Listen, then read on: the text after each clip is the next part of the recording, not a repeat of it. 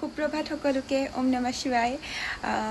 এতিয়া ৰাতিপুৱাৰ 5টা বাজিছে। বৰ ধুনীয়া পৰিৱেশ হৈ আছে আমাৰ এইখিনি জেগা। ষ্টেডিয়ামৰখনো দেখি বৰ ধুনীয়াকৈ বৰষুণ দি আছে।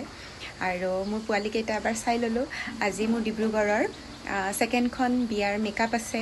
আৰু আজি ভাবিছোঁ অকণমান দেখাওঁ মইনো দিনটোত কি কৰোঁ, কেনেকৈ কৰোঁ। আহিবচোন চাওঁ। 6টা বজা নাই, ৰুটি বনাবলৈ লৈছোঁ। ভাত হৈ গ'ল, এয়া তৰকাৰী বহাই থৈছোঁ। লৰালৰিকৈ এখেতৰ ভাতকেইটা দি দিলোঁ। শাওণ মাহ যিহেতু মই মাছ মাংস পিঁয়াজ নহৰু কণী একোৱেই নাখাওঁ, গতিকে তেখেতে অকলেই খাব লাগিব। এইটোৱেই হৈছে মোৰ ঘৰটো।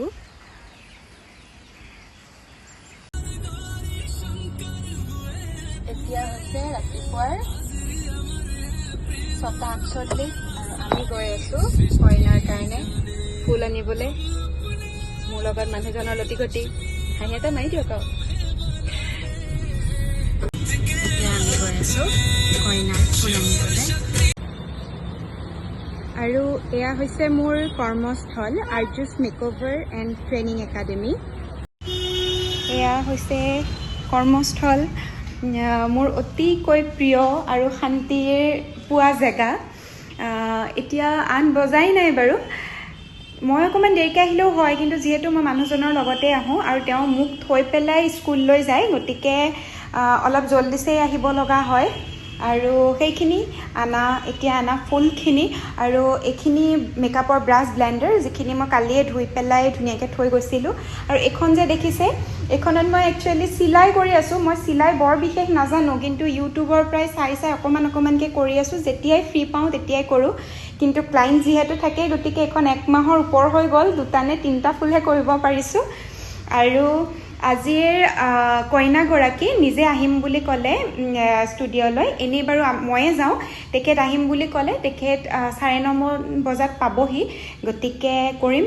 আৰু মই ব্লগ বনাইছোঁ আচলতে প্ৰথমবাৰৰ কাৰণে, গতিকে ব্লগত কেনেকৈ কথা ক'ব লাগে আচলতে মই নাজানো, গতিকে মাত্ৰ চেষ্টা কৰিছোঁ আপোনালোকক অকণমান দেখাবলৈ দিনটোনো কেনেকৈ কি কৰোঁ। আহি গ'ল আমাৰ মৰম লগা কইনাজনী। এয়া জোৰোণৰ কাৰণে আহিছে, তাই পিছে নিজে আহিছে দেই।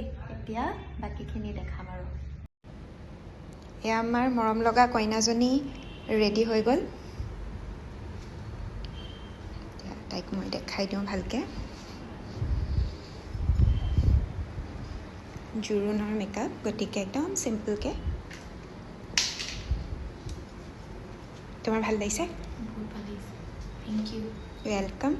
এইটো মানে অকল ছিংগলকৈহে ৰাখিছোঁ ধুনীয়াকৈ।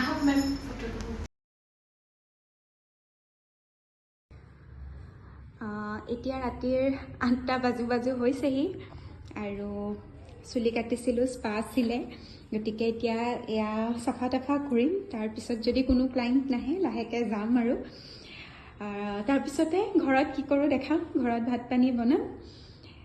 এয়াই দিনৰ মাজৰখিনি কৰিব পৰা নাই, কাৰণ ক্লাইণ্ট আছিলে আৰু ক্লাইণ্ট থকাত কৰিবলৈ অলপ অসুবিধা হয়, গতিকে আৰু যিহেতু ব্লগ বনোৱাৰ হেবিট নাই, গতিকে অকণমান কিবাকিবি হয়তো ভুল হ'ব পাৰে।